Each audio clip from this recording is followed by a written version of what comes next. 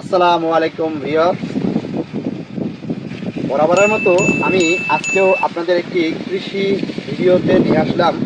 আমি এখন যে জায়গাটাতে দাঁড়িয়ে আছি এটি একটি ঘেরের পাড়। আর এই আমার সামনে পিছনে দেখতে পাচ্ছেন অনেকগুলো কলা গাছ।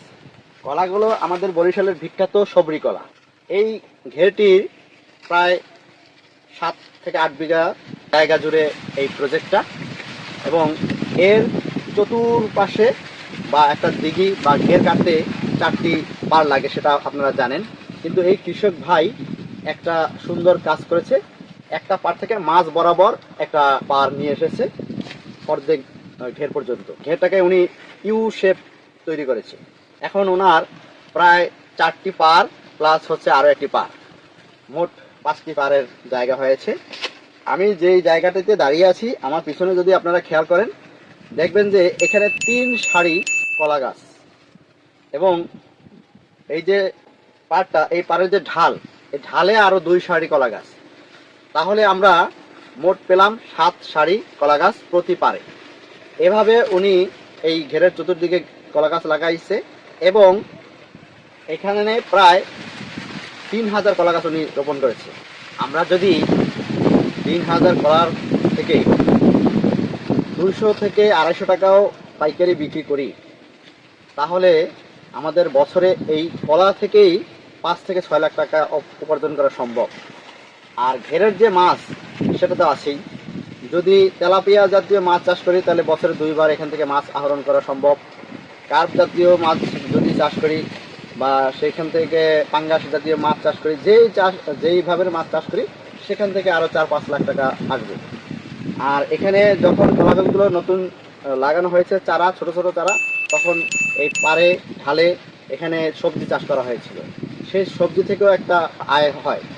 আপনার প্রথম বছরের 6 মাসের আয় দিয়ে আপনার প্রজেক্টের যে খরচ সেটি তুলে ফেলা যায়। এরপরে এই গাছগুলো যখন কলা দেবে, কলা গাছটা দেওয়ার পরে এটি কেটে দিলে এর থেকে আবার নতুন শাখার বা নতুন ড্যাম উৎপাদন হবে। এইটি আরও 2-3 বছর এভাবে এই প্রজেক্ট চলবে। হিসাব করে দেখেন, একটা কলার প্রজেক্ট যদি আপনি একবারে এনে একটি চারা কিনে এনে রোপণ করেন, সেখান থেকে আপনি 3 বছর অনায়াসে ফসল পাচ্ছেন। আর এই 2500 থেকে আপনার 5 লাখ 6 লাখ টাকার ইনকাম হচ্ছে, মাস থেকে ইনকাম হচ্ছে।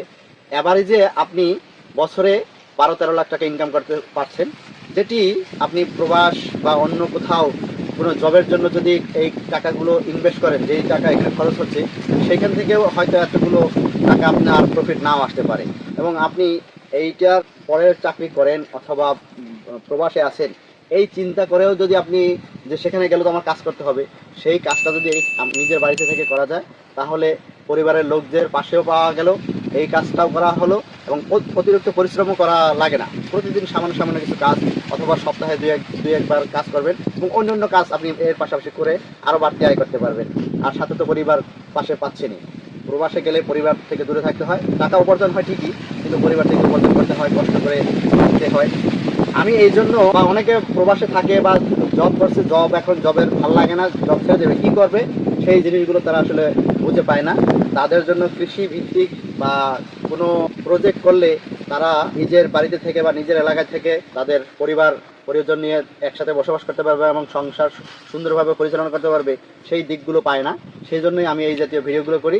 আমার ভিডিও যদি আপনাদের ভালো লেগে থাকে, আপনাদের উপকারে আসে, তাহলে অবশ্যই এই ভিডিওটিতে লাইক দিবেন।